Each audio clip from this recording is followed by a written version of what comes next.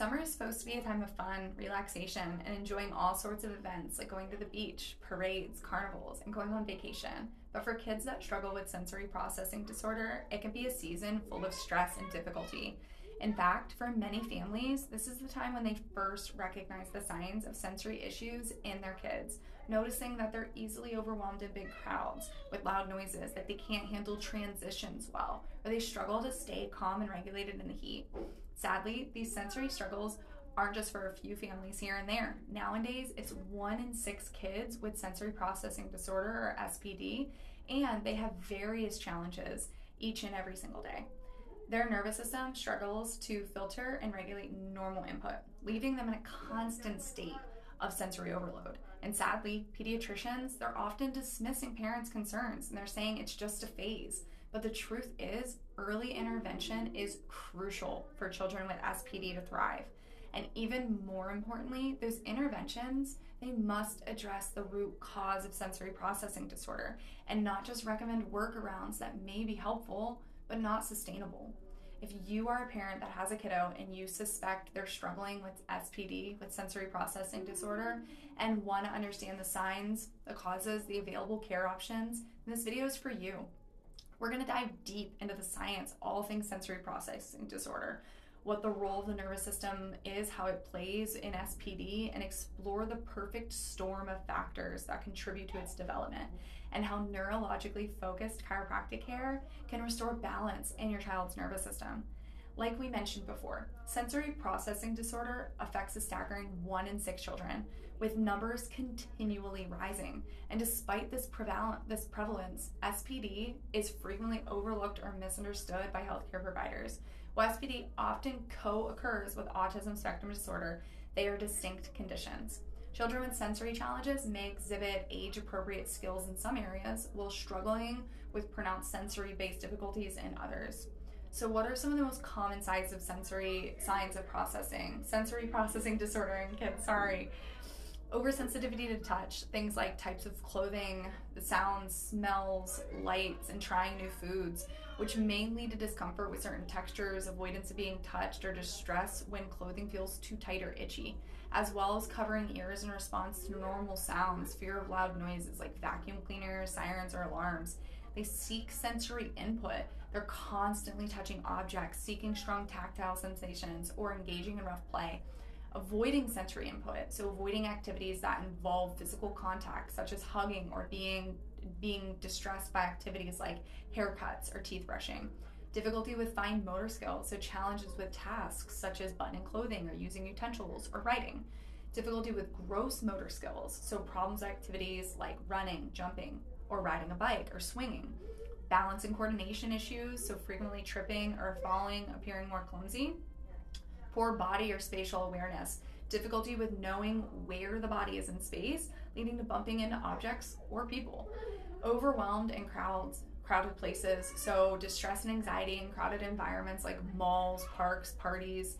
Difficulty with transition, so between activities, they have meltdown or anxiety when changing from one activity to another, or moving in between different environments. They have emotional outbursts, so frequent tantrums or meltdowns in response to sensory overload or frustration. Difficulty self-calming, they struggle to self-soothe themselves, and when they get upset, often needing external help to calm down, or it takes them a really long time to calm down. Hyperactivity, so excessive activity. They are, depending on sensory input, they are either seeking or avoiding. Difficulty sleeping. They have trouble falling asleep or staying asleep due to sensory sensitivities. They have poor attention spans, so difficulty focusing on tasks, and they're easily distracted. Repetitive behaviors, so engaging in repetitive motions or actions as a way to self-soothe or manage that sensory input. So what's really going on in the nervous system with SPD? So sensory processing is a 3-part process. First, the sensory input comes in through the sensory nerves and sensory aspect of the spinal cord, reading information from both the internal body and external. Second, the brain and the central nervous system must process or interpret sensory information and determine what is important to pay attention to and react to, and what is not important and what should be filtered out or essentially be ignored. Third, the brain and the nervous system then send information and what's called action or behaviors out to the various parts of the brain and the body to react and respond to the sensory input. When the sensory nerve pathway into the brain and into the nervous system are altered or interfered with, the brain and nervous system then receive bad information. And in turn, that leads to poor decision making or interpretation, and finally, bad or inappropriate actions and outputs as a result of this bad information and improper processing or interpretation of that information. Bad information and input goes in, bad information, output comes out. Now, there's a really nerdy word that we love to use with some of our parents, and you guys are probably familiar with it if you've been in our office. It's called neuroplasticity. Basically means that our brain and our nervous system, they're programmable and moldable through repetitive experience.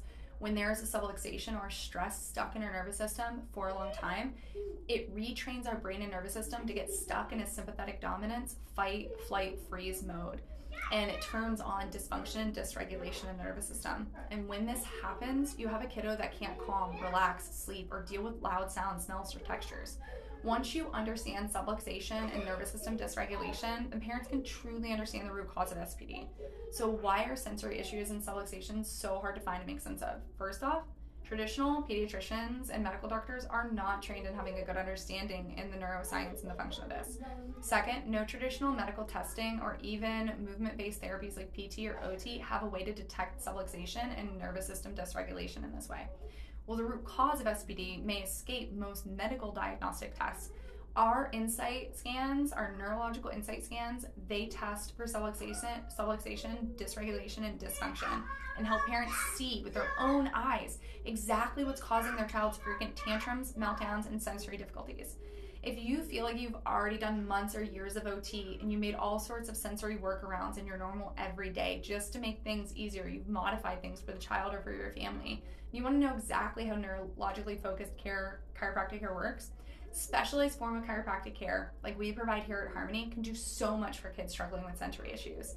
Help your child and your whole family get back to easier, more consistent quality of life. To learn more and schedule an appointment, simply visit the link in our bio, leave us a comment, or just send us a DM and connect with one of our care advocates right away.